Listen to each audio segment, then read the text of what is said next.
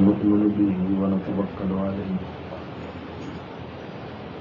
ونعوذ بالله من شرور أنفسنا ومن سيئات أعمالنا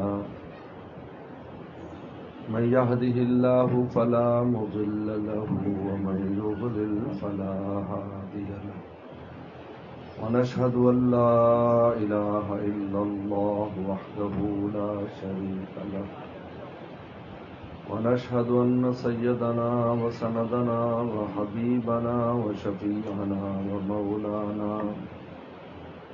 وشفيعنا ومولانا محمدا عبده ورسوله صلى الله تعالى عليه وعلى آله وأصحابه وبارك وسلم.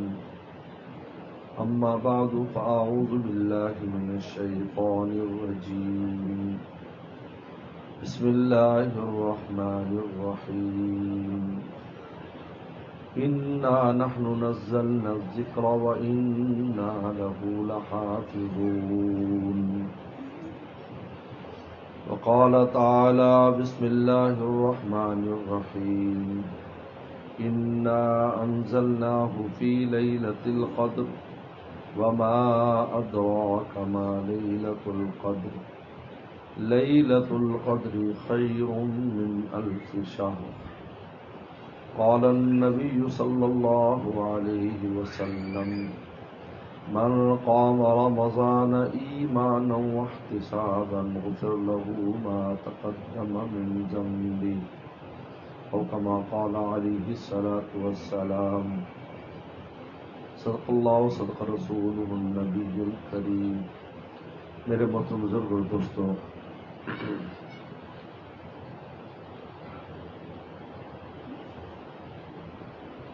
اللہ تعالیٰ نے جس طریقے پر ہمارے جسم کو پالنے کے لیے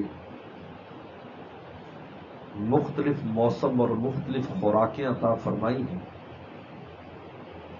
تو ہماری روح کے لیے بھی مختلف موسم اور مختلف خوراکیں آسمان سے نازل کی.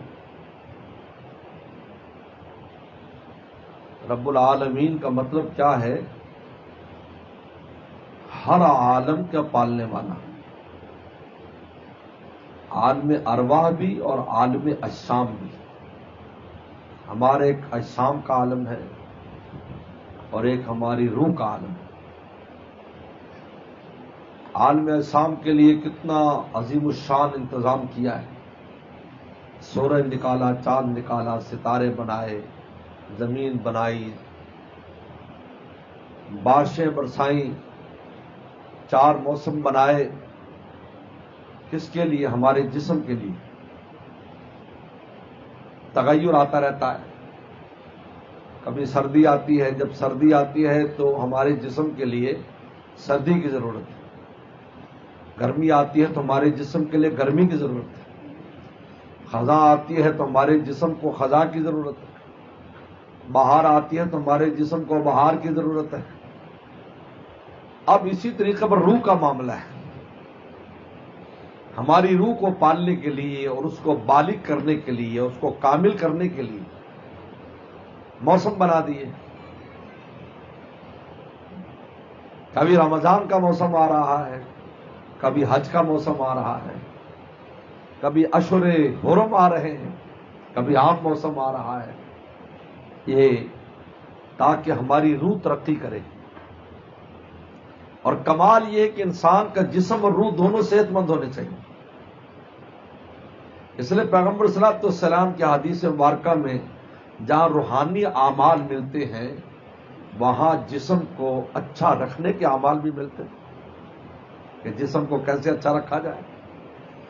پوری طب نبوی سے بھری ہوئی ہے اور اس کی پہلی حدیث یہ ہے کہ احتیاط سب سے اچھی چیز ہے.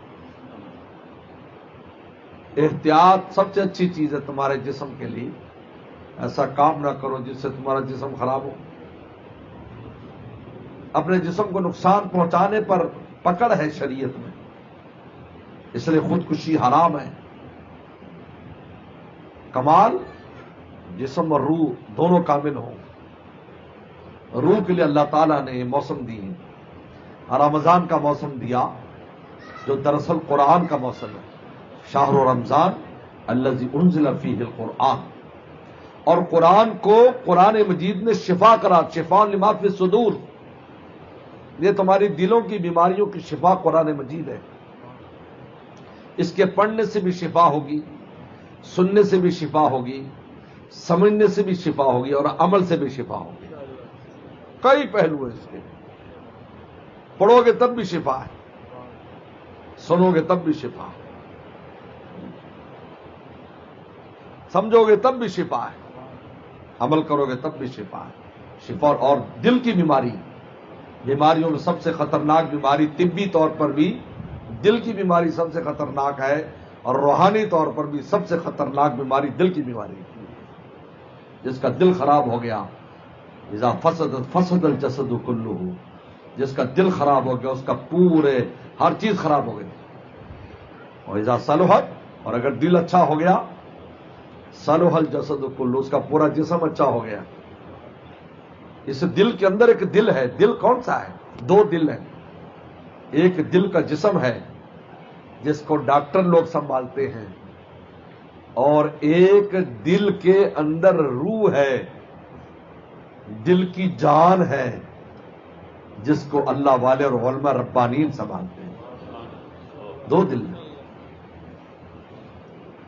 آنکھ اس کا نام نہیں ہے جو نظر آ رہی ہے، یہ آنکھ کا جسم ہے، آنکھ اس کے اندر نور کا نام ہے۔ نور نہ ہو اندھے کی بھی آنکھ ہے، نظر کیوں نہیں آتا؟ ایک آدمی کا ڈیلا خراب ہو جاتا ہے، باہر سے آنکھ منگوا کر لگا دیتے ہیں تو کام کرنے لگ جاتی ہے، کیونکہ اصل آنکھ باقی ہے۔ امام راضی رحمۃ اللہ علیہ نے بڑی تفصیل سے اس پر مفاتیح الغیب میں بحث کی ہے کہ یہ جو دل، اہل دل کہا جاتا ہے، دل والے، یہ کون سے دل کی بات ہو رہی؟ یہ جو طبی دل ہے؟ کہا کہ نہیں، یہ ان کا شعبہ نہیں ہے، یہ شعبہ حکما کا ہے کہ یہ دل کا جو جسم ہے اس کو کیسے سنبھالا جائے۔ لیکن اس کے اندر ایک دل ہے جس میں اللہ نے اتنی طاقت رکھی ہے کہ وہ اللہ کی تجلیات اور انوارات جو دنیا میں جس کو کوئی سنبھال نہیں سکتا، جس کا وزن نہیں اٹھا سکتا، قلب انسانی اس کا وزن اٹھا لیتا ہے۔ اب قرآن مجید دیکھیں بھی اللہ کی تجلی اور کلام ہے۔ قرآن خود کہتا ہے لو انزلنا ھذا القرآن علی جبل، اگر ہم اس قرآن کو پہاڑ پر نازل کرتے لرأیتہ خاشعا متصدعا من خشیۃ اللہ، اللہ کے خوف سے ٹکڑے ہو جائے، دب جائے۔ لیکن حافظ قرآن جنہوں نے ماشاءاللہ قرآن سنایا ہے، ان سے پوچھو کبھی بوجھ محسوس کیا؟ اتنی دل میں طاقت ہے۔ حضرت مولانا قاسم نانوتوی رحمۃ اللہ علیہ فرماتے تھے کہ قلب انسانی کا کوئی مقابلہ نہیں کر سکتا۔ ہو اور عجیب بات فرمائی حضرت نے، مولانا قاسم نانوتوی رحمۃ اللہ نے عجیب بات فرمائی، فرمایا کہ آئینہ چھوٹا سا ہوتا ہے، تم دھوپ میں لے کر کھڑے ہو جاؤ تو پورے سورج کا عکس نظر آئے گا، حالانکہ سورج کے بارے میں لکھا ہے زمین سے کروڑوں گنا بڑا ہے، لیکن اس کے باوجود چھوٹے سے آئینے میں پورا سورج آ رہا، اور صرف سورج نہیں آ رہا، گرمی بھی ساتھ آ جاتی ہے۔ لہذا کوئی اگر سائے میں بیٹھا ہے اور آپ دھوپ میں سے آئینے کے ذریعے ادھر ریفلیکٹ کریں دھوپ کو تو باقاعدہ گرمی محسوس کرے گا۔ فرمایا صرف فوٹو نہیں آیا بلکہ تاثیر بھی ساتھ آئی۔ فرمایا قلب انسانی بھی آئینے کی طرح اللہ کی وہ تجلیات جو غیر محدود ہیں یہ اپنے اندر سمو لیتا ہے، صرف تصویر نہیں لیتا بلکہ اس کے اثرات بھی اس کے اندر آتے ہیں۔ قرآن مجید اللہ تعالیٰ کی تجلی، اللہ کا کلام ہے، وہ چیز ہے جو اللہ کی ذات میں سے نکلی۔ حضرت امام احمد بن حنبل رحمۃ اللہ علیہ نے 100 بار زیارت کی اللہ تعالیٰ کی، اور زیارت اس لیے ہوئی کہ قرآن مجید کی حفاظت میں مارے کھائی تھی انہوں نے، قرآن مجید پر مارے کھائی، کوڑے لگے، کہتے ہیں ایک کوڑا اتنی طاقت سے لگتا تھا اگر ہاتھی کو مارا جائے تو چیخ اٹھے. 70 کوڑے روزانہ لگتے تھے قرآن مجید پر. اس قرآن مجید کو بادشاہ وقت کہتا تھا کہ اس کو عام مخلوق کی طرح ایک مخلوق قرار دے دو. کہا کیسے قرار دے دے؟ یہ تو اللہ کا کلام ہے، اللہ کی ذات میں سے نکلا ہے. کلام تو کسی متکلم کی صفت ہوا کرتی ہے، ہم کیسے کہہ دیں یہ الگ ہے. اس پر بحث ہے. اللہ نے اس کے جب یہ استقامت دکھائی اور جیت گئے، بادشاہ ہار گیا. بادشاہت سلطنتیں اس ایک مرد مجاہد کی استقامت کے سامنے سرنگو ہو گئی. معافیا مانگی، پھر اللہ نے ان کو نعمت دی کہ اپنی زیارت کرائی 100 بار. حضرت خود لکھتے ہیں جب 100ویں بار مجھے اللہ تعالیٰ کی زیارت ہوئی تو میں نے اللہ تعالیٰ سے پوچھا، اللہ آپ کا قرب دلانے کے لیے کون سا سب سے اچھا عمل ہے، قریب ترین راستہ کیا ہے؟ فرمایا کہ جو کتاب، جو کلام میری ذات میں سے نکلا ہے اس کی تلاوت کیا کرو.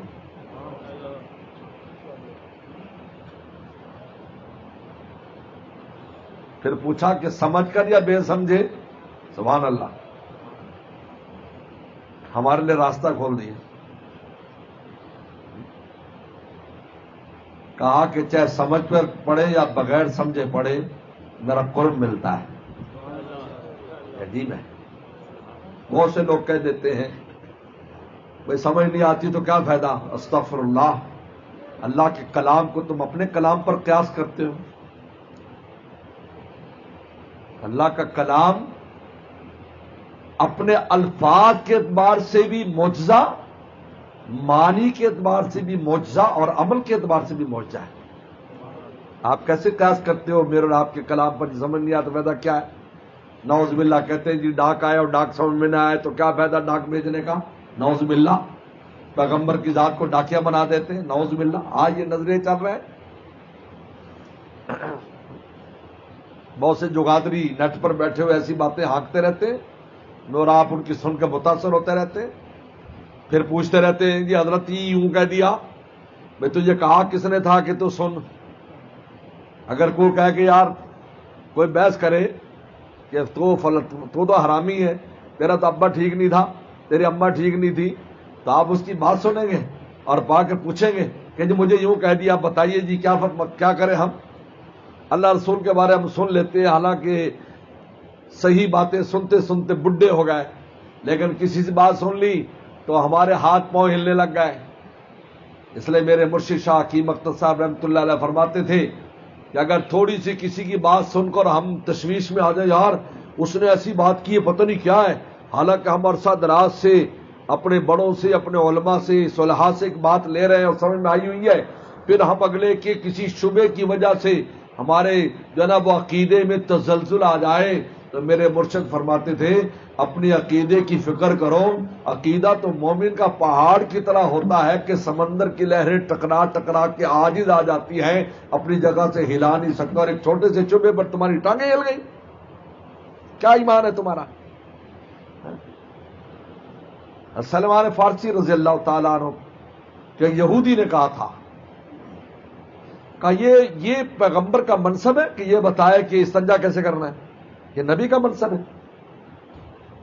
نبی کی ذات تو بہت اونچی باتیں کرتی ہے، یہ بتا رہا استنجا کیسے کرنا ہے، ڈیلے کیسے استعمال کرنے ہیں، بیت الخلاء میں کیسے جانا ہے. یہ نبی کا منصب ہے. ہمارے جیسا ہوتا تو کہہ دیتا پتہ نہیں حدیث صحیح ہے کہ نہیں. نعوذ باللہ من ذالک. یہ کہ سینہ تا اجل، ہاں اجل، ہاں یہی ہمارے محبوب ہیں جن نے ہمیں یہ زندگی کا ایک ایک طریقہ بتایا کہ تمہاری زندگی کا کوئی طریقہ ایسا نہ ہو جو میرے طریقے پر جب آئے تو عبادت بن جائے. ہماری زندگی، عام زندگی کو نبی نے عبادت بنا دی. کرنا تو ہے، دائیں ہاتھ سے پانی پیو یا بائیں ہاتھ سے پانی پیو، پانی تو پینا ہے. کہا دائیں سے پی لو بھائی. عبادت ہو گئی، سنت ہو گئی تو بات ہو گئی۔ نقش قدم نبی کے ہیں جنت کے راستے، اللہ سے ملاتے ہیں سنت کے راستے۔ تو میرے دوستو اب یہ دیکھیے، فرمایا کہ سمجھ کر پڑھے یا بغیر سمجھے، سب سے قریب ترین راستہ میرے قرب کا ہے۔ اللہ تعالیٰ نے ہمیں رمضان دے دیا، اگر یہ رمضان نہ ہوتا قرآن مجید کی ایسی بہاریں کہاں لگتی مجھے بتائیے؟ یہ موسم دیا ہے تاکہ ہم شارٹ کٹ رستے سے خدا تک پہنچ جائیں، دن میں بھی رات میں بھی۔ دن میں روزہ پہنچائے، رات کو قرآن پہنچائے، دو انجن لگ جائے، ایک آگے اور ایک پیچھے ہماری گاڑی کو، تو کیسے نہ پہاڑ پہ چڑھ جائے۔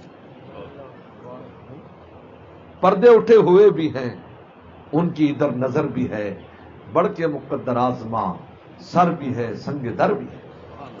کیسا انتظام کیا، اللہ اکبر، غور کرے ذرا، تصور کرے کیسا انتظام کیا ہے۔ دن میں روزہ، الصوم لی وانا اجزی بھی کا میرا ہے۔ بخاری کی روایت ہے 700 گنا تک ہر نیکی کا بدلہ دوں گا الا الصوم، لیکن روزے پر میں ہی نہیں کرتا، کیلکولیشن نہیں ہے، کیلکولیشن نہیں رکھی روزے پر۔ حج میں کیلکولیشن ہے، نماز میں 10 دے دوں گا، 20 دے دوں گا، 700 گنا تک لے جاؤں گا، جتنا اخلاص، جتنا سنت کے مطابق ہوگی۔ حج پر اتنا دے دوں گا، لیکن روزہ آیا الا الصوم، یہاں کیلکولیشن نہیں کروں گا، یہاں میں اپنی ذات کو پیش کروں گا۔ لیکن میرے مرشد فرماتے تھے، شاہ حکیم اختصار رحمۃ اللہ علیہ، اسلام کیلکولیشن کا، گنتی کا مذہب نہیں ہے۔ یہ مزاج ختم کرو، کتنا ملے گا جی اس پر، یہ کریں گے تو کتنا ملے گا، تاجر نہ بنو۔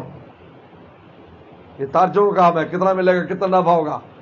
یہ عاشقوں کا کام نہیں ہے۔ عاشق ہے، محبوب خوش ہو جائے گا، کچھ بس ٹھیک ہے، کچھ ملے نہ ملے، محبوب خوش ہو جائے کافی ہے، ہمیں اتنا ہی کافی ہے۔ اور میں عاشقانہ مذہب ہے، فإلا الصوم، الصوم لی، یہ میرے لیے، وانا اجزی بھی، میں اس کا بدلہ دوں گا۔ دوسری بات مانا اجزا بھی، میں خود اس کا بدلہ ہوں، میں خود اس کا بدلہ ہوں۔ بادشاہ مل جائے گا تمہیں، شاہ، بادشاہوں کو بھیک دینے والا تمہیں مل جائے گا، انا اجزا بھی۔ اور رات کو قرآن مجید، سبحان اللہ، رات کو بھی قرب، دن کو بھی قرب۔ قرب کے کس مقام پر انسان اس رمضان میں چلا جاتا ہے، اسی وجہ سے دیکھو سارا نظام بدل دیا، جہنم کے دروازے بند کر دیے، موقوف۔ اگر کافر بھی مر جاتا ہے موقوف ہے ابھی، اس کی دھلائی پٹائی بعد میں شروع ہوگی، اور ایمان والا مرتا ہے سیدھا جنت میں بھیجے۔ یہ نہیں دیکھتے اعمال میں کیا کمی ہے، بس کلمہ لے کے جائے، بس کلمہ لے کے جائے، سیدھا جنت کے دروازے کھلے ہوئے، مغفرت چل رہی، معافیاں چل رہی۔ لیلۃ القدر دے دی، وہ بھی قرآن سے تعلق ہے، اس لیے لیلۃ القدر رات ہے، دن نہیں ہے، کیونکہ قرآن مجید سے تعلق ہے نا، اور قرآن رات کو پڑھا جاتا ہے۔ اتنا بھی پڑھی آپ نے، کتنی بڑی نعمت ہے۔ پورے سال قرآن نہ سنا جائے، نہ پڑھا جاتا ہے، نماز میں قرآن پڑھا جب بھی جا رہا ہے، سنا بھی جا رہا ہے، اللہ کا قرب مل رہا ہے۔ دن کو بھی قرب، رات کو قرب، اپنا بنانے کے لیے یہ موسم دیا ہمیں، یہ عجیب بات ہے۔ دیکھیں کیا کیا فضائل بیان کریں اس کے، لیکن دو بڑی چیزیں، دن کو روزہ، رات کو قرآن، یہ تراویح کی نماز سنت قرار دے دی۔ من قام رمضان ایمانا واحتسابا، سب نے لکھی ہے قام رمضان کی تفسیر۔ محدثین نے کہا قام رمضان تراویح کی نماز ہے، تہجد نہیں ہے، تہجد تو پورے سال پڑھی جاتی ہے، تہجد تو پورے سال ہے۔ لما عائشہ صدیقہ کی روایت ہے بخاری کی، پیغمبر صاحب رمضان غیر رمضان میں 8 رکعت پڑھتے تھے، وہ تراویح مراد تھوڑی ہے، وہ تہجد بیان کر رہی ہیں، ورنہ غیر رمضان میں تراویح کب ہوتی ہے؟ تراویح کی نماز الگ ہے، اس لیے حضرات صحابہ کرام نے اس پر اجماع کیا اور عمر کے دور میں کوئی جبر نہیں تھا، اجماع تھا. سب صحابہ نے کہا کہ جاری کرو. رسول اللہ نے 3 دن کیا ہے، عمل کیا اس پر. اب ہم پوری زندگی عمل کریں گے، کیونکہ پیغمبر سلام ایسی شان محبوبیت رکھتے تھے کہ اگر کچھ دن زیادہ آپ عمل شروع کر دیتے تو واجب کر دیتے امت پر، جیسے وطر کی نماز واجب. تو اللہ تعالی نے رات کو تراویح دے دی، قرآن مجید دے دیا، تاکہ قرآن کے ذریعے میرا قرب، اور دن کو روزہ دے دیا کہ روزے کے ذریعے لعلکم تتقون، روزے سے تقوی آئے گا، اور قرآن سے اللہ کا قرب، تقوی بھی قرب کا ذریعہ اور قرآن بھی قرب کا ذریعہ ہے.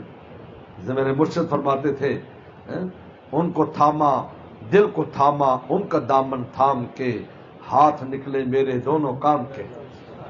دن بھی قرب کا ذریعہ، رات بھی قرب کا ذریعہ ہے. اس لیے میرے دوستو، اگر میری طبیعت بھی خراب چل رہی ہے 4-5 دن سے، آج مدینہ شریف سے میری حاضری ہوئی ہے، واپسی ہوئی ہے، تو بہرحال میں بھی برکت لینے کے لیے اس مجلس میں حاضر ہوا ہوں. آپ سے یہی میری گزارش ہے کہ رمضان میں 2 چیزوں کو حاصل کر لیں.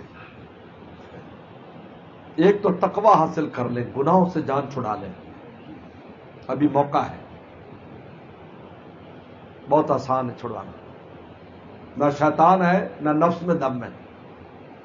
نفس میں دم نہیں، وہ روزہ رکھتا ہے، اور شیطان تو ویسے ہی بندھا ہوا ہے. تو جب دونوں دشمن نہیں ہے تو جلدی سے تقوی پر آ جائے. اور نمبر 2، قرآن مجید کا عشق حاصل کر لیں، کیونکہ سیزن ہے. اس موسم میں جتنا قرآن مجید کا آپ قرب حاصل کرنا چاہتے، عشق حاصل کرنا چاہتے، بہت آسان ہے. اگر اس رمضان میں مجھے اور آپ کو عادت پڑ گئی، بس ہمیشہ کام آئے گا. اور یاد رکھو، کہتے کمال پیدا نہیں ہوتا جب تک قرآن کا عشق نہیں آتا. یاد رکھو، عاشقانہ تعلق چاہیے، ڈلا بلا نہیں چاہیے. یہ ڈھیلا نہیں چلتا، عاشقانہ چاہیے، عاشقانہ تعلق کہ جب ٹائم ملے بس قرآن کے پیچھے. حضرت مولانا یوسف نظامی شہید رحمہ اللہ نے مجھے خود بتایا کہ میں نے ڈاکٹر عبدالعی صاحب رحمۃ اللہ علیہ سے کہا کہ حضرت اتنی مصروفیت ہے، نہ تسبیح کا وقت ہے نہ تلاوت کا وقت ہے. مصروف لوگ، بہت مصروف لوگ تھے. ہم تو آج وقت ضائع کرتے ہیں. موبائل فون جب سے یہ شیطانی ڈبہ آیا تو بس چھٹی ختم ہو گئی. لیٹرین میں بھی بج رہا ہے اور بعد بھی بج رہا ہے. تو حضرت نے فرمایا تسبیح اور قرآن کے عاشق ہو جاؤ. یوں تسبیح رکھ دی اور قرآن رکھا ہوا اپنا کام کر رہے، اور کبھی کبھی اس کو دیکھ رہے ہیں محبوب کو. جو ہی ٹائم ملا جلدی سے تسبیح اٹھا لی، جو ہی ٹائم ملا جلدی سے قرآن اٹھا لیے. جب انسان کسی کا عاشق ہو جاتا ہے تو اپنی فرصت کے اوقات میں اس محبوب سے رابطے میں رہتا ہے.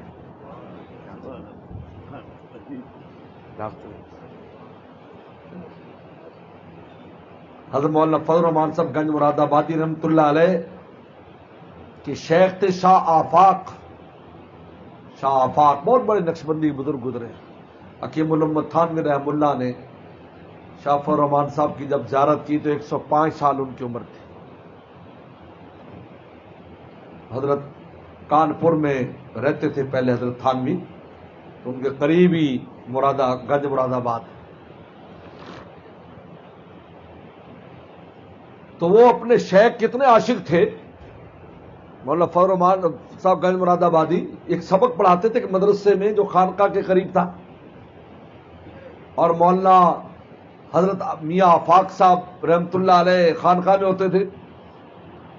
کہا کہ جو ہی تھوڑی فرصت ملنی اور آ کر حضرت کی زیارت کر لینی، 2 منٹ پھر چلے جانا.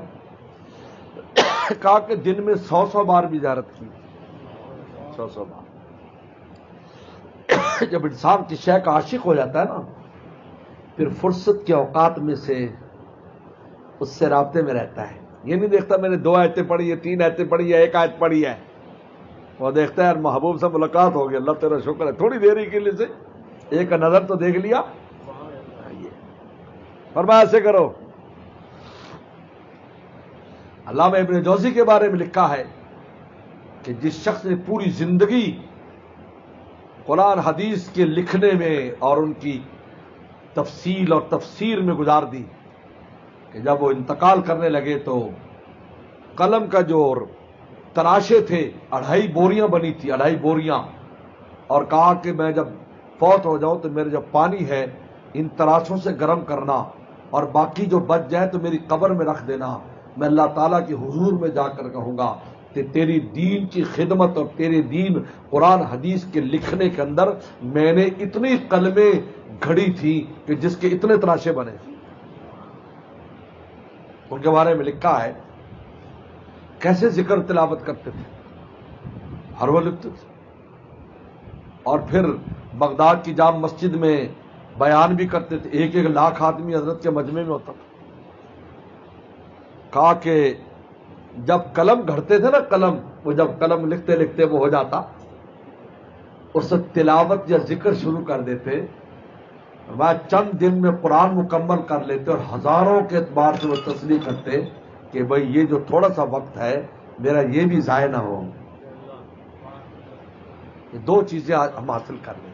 تقوی حاصل کر لیں، رمضان میں گناہ چھوڑ دیں مکمل بالکل.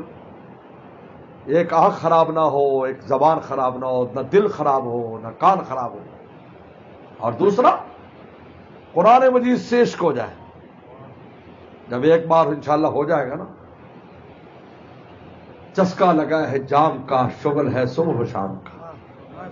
ایک دفعہ لگانے کی ضرورت ہے. ایسا بعض چیزیں ابتدا میں کہتے ہیں ٹیسٹ ڈیولپ کر رہے ہیں.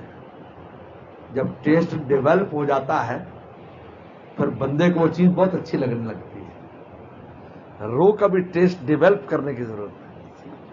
چسکا لگا ہے جام کا، شغل ہے صبح و شام کا. پھر دوستوں سے کیا کہے گا، موبائل فون کو کیا کہے گا، اب میں تمہارے کام کا اے دوستو رہا نہیں. اللہ مجھے آپ کو عمل کی توفیق عطا فرمائے. وآخر دعوانا ان الحمدللہ رب العالمین.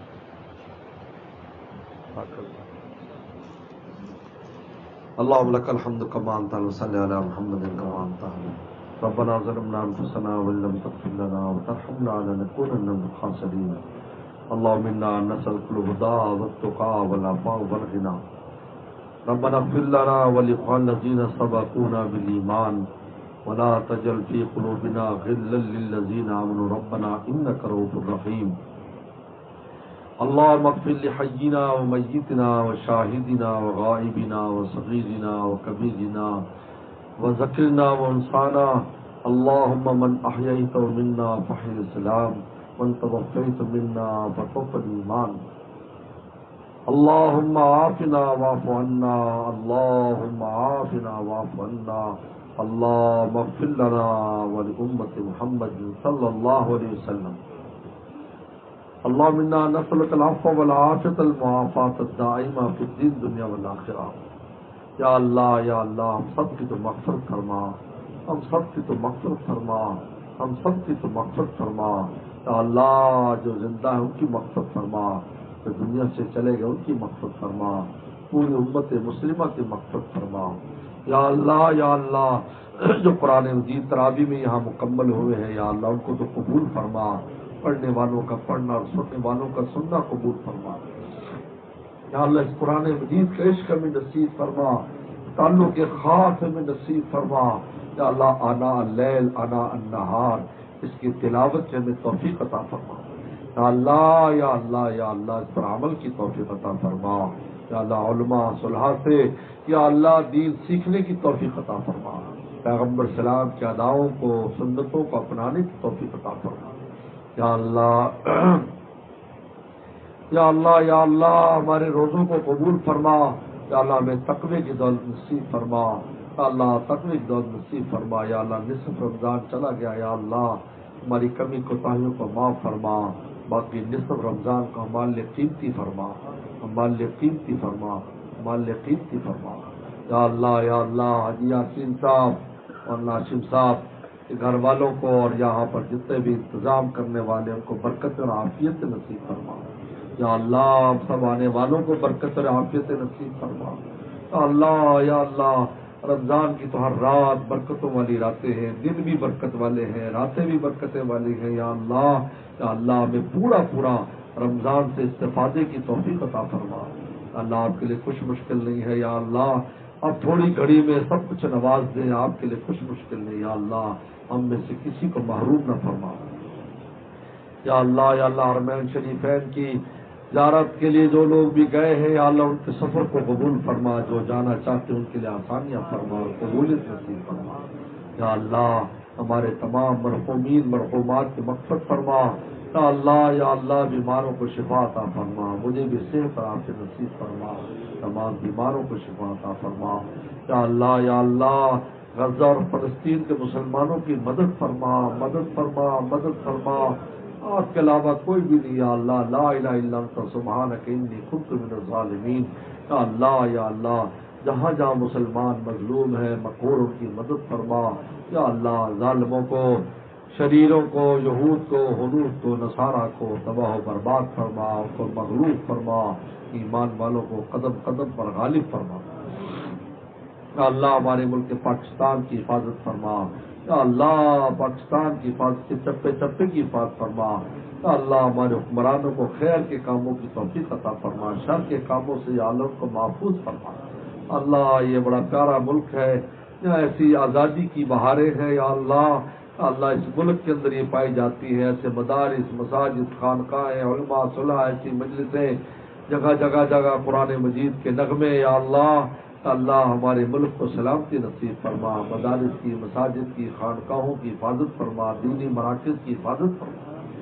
یا اللہ ہر دوست کی ماں بہن کی جو بھی حاجت ہے اپنے خزانوں سے ہماری حاجات کو پورا فرما. یا اللہ رزق روٹی کے جو وسائل جس میں برکتیں پیدا فرما، قرضوں کے بوجھ کو دور فرما، بے اولادوں کو نیک سال اولاد عطا فرما، اولاد والوں کی اولادوں کو نیک سال مطیع فرما بردار فرما. یا اللہ جن بچوں کے رشتے نہیں اچھے اچھے جوڑ عطا فرما، جن کے رشتے ہو گئے گھروں میں امن سکون عطا فرما. اور دوست ماں بہن کی جو بھی حاجت اپنے خزانوں سے پوری فرما، جن نے دعاؤں کے کہا ہے ان کی حاجات کو پورا فرما. ربنا تقبل منا انك انت السميع العليم. صلی اللہ تعالی علی خیر خلقہ محمد و آلہ اجمعین.